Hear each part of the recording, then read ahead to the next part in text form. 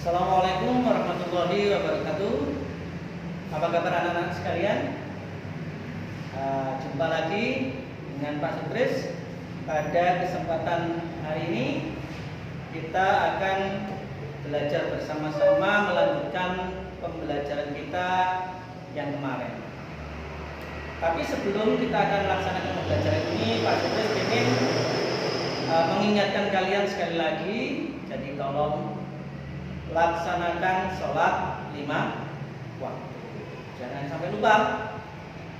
Syukur-syukur ditambah dengan sholat duha. Berdoa pada Allah, semoga kalian, keluarga kalian, guru-guru kalian senantiasa mendapat lindungan dari Allah Subhanahu wa Ta'ala. Anak-anakku, hari ini kita akan mempelajari tema 1, subtema 2, pembelajaran 3 dan 4. Baik, kita mulai. Yang pertama, kita akan belajar tentang kerjasama. Kita lanjutkan kerjasama yang kemarin, masih ingat ya?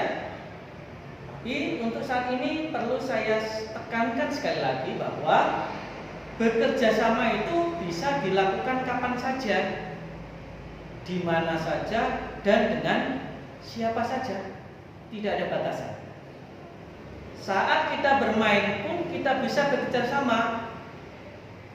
Tahukah kamu bahwa kita dapat belajar bekerja sama dari permainan tradisional yang ada di negara kita, negara Indonesia. Salah satu permainan tradisional Indonesia yang sangat menarik adalah permainan bagia.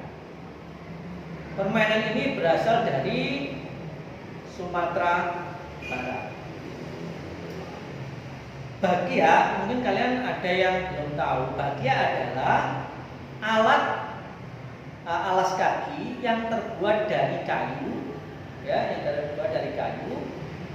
yang biasa disebut dengan trompa bagia. Di Sumatera Barat merupakan permainan yang membutuhkan kekompakan, kerjasama. Hari ini kita akan mencoba permainan tradisional bagia dengan teman-temanmu. Itu kalau sekolahnya bisa dilaksanakan tatap muka. Tapi karena sekarang belum bisa, maka kalian bisa laksanakan dengan keluarga. Bisa dengan adik, kakak, mungkin saudara sepupu, atau dengan orang tuamu. Anak-anak, sebelum kita melakukan permainan bagia, kamu harus memperhatikan hal-hal berikut. Yang pertama, buat kelompok yang terdiri dari 3 orang. Masukkan kaki ke tali bagia.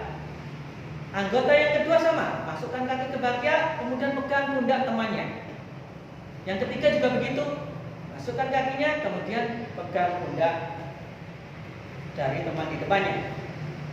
Yang keempat, anggota paling depan memberi tanda kapan berjalan, kapan berhenti. Ya, tapi sebelum itu harus diskusi dulu. Teman-teman, kita nanti pakai kaki mana dulu yang diangkat? Kaki kanan atau kiri? Kalau sudah sepakat, kanan dulu. Oke lah, kita pakai kaki kanan dulu. Setelah kompak, yang keenam, kita harus menjaga kekompakan dengan cara memberikan semangat, berteriak bersama-sama. Saya kasih contoh, misalkan saya pakai di depan sendiri saya.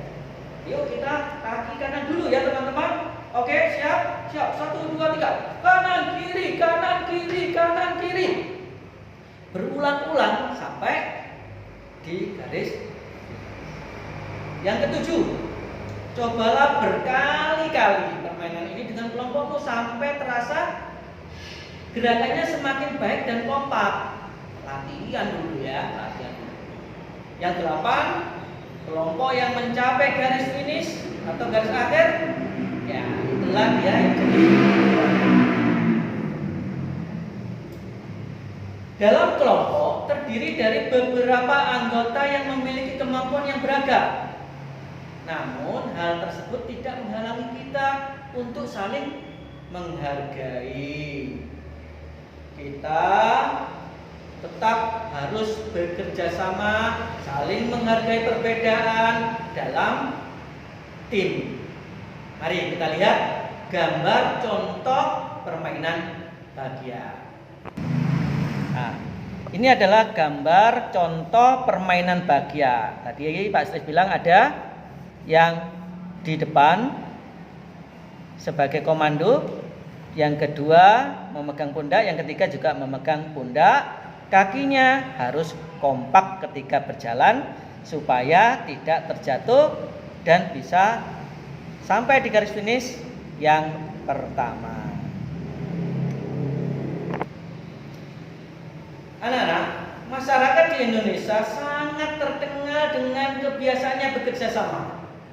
Berikut ini adalah contoh-contoh kerjasama yang biasa dilakukan dalam masyarakat. Ayo kita lihat contoh dalam gambarnya ya.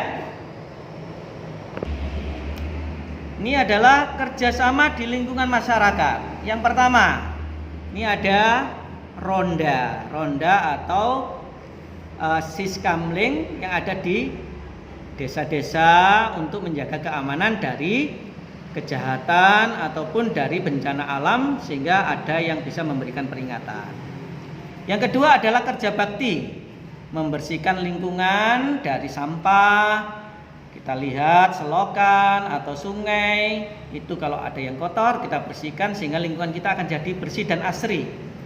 Yang ketiga adalah gotong royong ketika salah satu dari warga ada yang membangun rumah, biasanya kita akan bekerja sama untuk ikut membantu membangun rumahnya.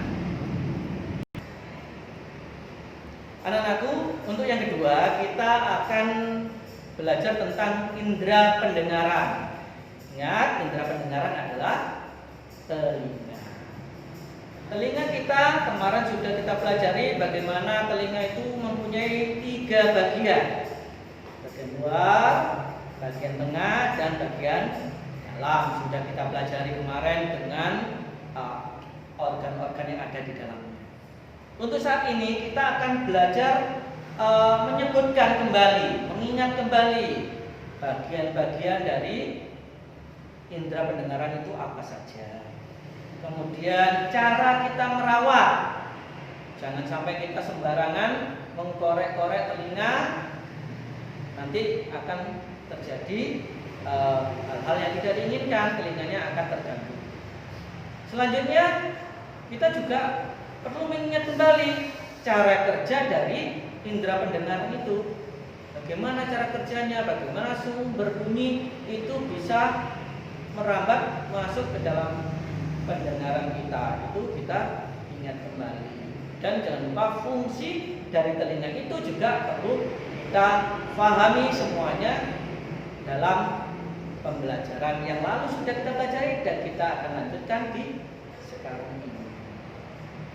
Anak-anakku, telinga kita ini sangat penting bagi kita. Dengan telinga kita bisa mendengar bunyi-bunyian. Kamu sudah melakukan percobaan tadi dengan mengenal sumber bunyi. Kamu bisa mendengar alat musik tradisional dengan telinga. Telinga kita akan berfungsi dengan baik. Oleh karena itu harus dirawat dengan sebaik-baiknya dan hati-hati. Mari kita lihat gambar latihan atau permainan tebak bunyi.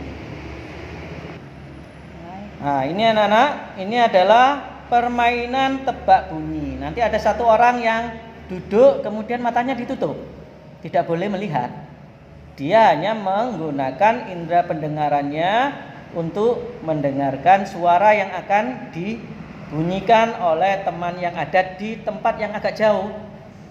Nah, di sini memang ada alat musik. Kalau tidak ada, boleh pakai alat lain yang ada di rumahmu. Yang penting alat itu bisa mengeluarkan bunyi dan bisa didengar. Contoh ini dibunyikan, ya, alatnya dibunyikan, kemudian yang matanya ditutup menyebutkan dengan keras.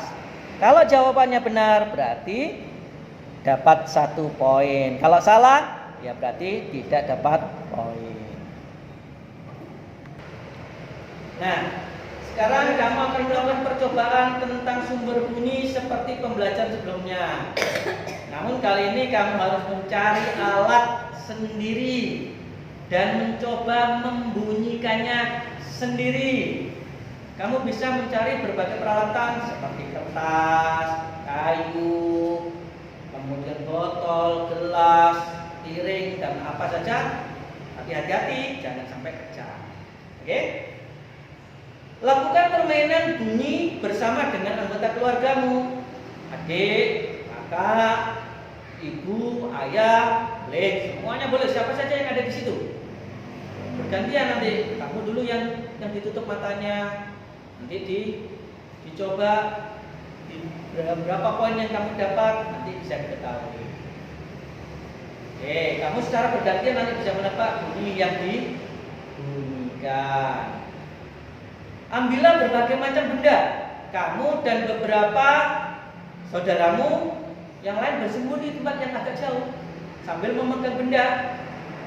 Bunyikan benda dengan gantian. Jadi satu orang bunyikan, dijawab. Yang kedua bunyikan, ditebak sampai selesai.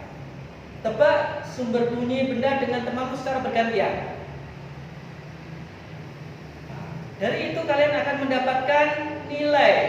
Berapa kali kamu bisa menebak sumber bunyi dengan benar?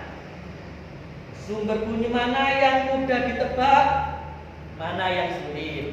Kamu bisa menebaknya semuanya sehingga nanti kalian mendapatkan poin sejumlah yang bisa kamu tebak. Itu tadi anak-anak pembelajaran kita pada hari ini. Pak sudah harapkan kalian bisa memahami semuanya dan bisa melaksanakan pembelajaran dengan sebaik-baiknya. Sekian, terima kasih. Kita bertemu kembali pada kesempatan yang akan datang. Wassalamualaikum warahmatullahi wabarakatuh. Merah.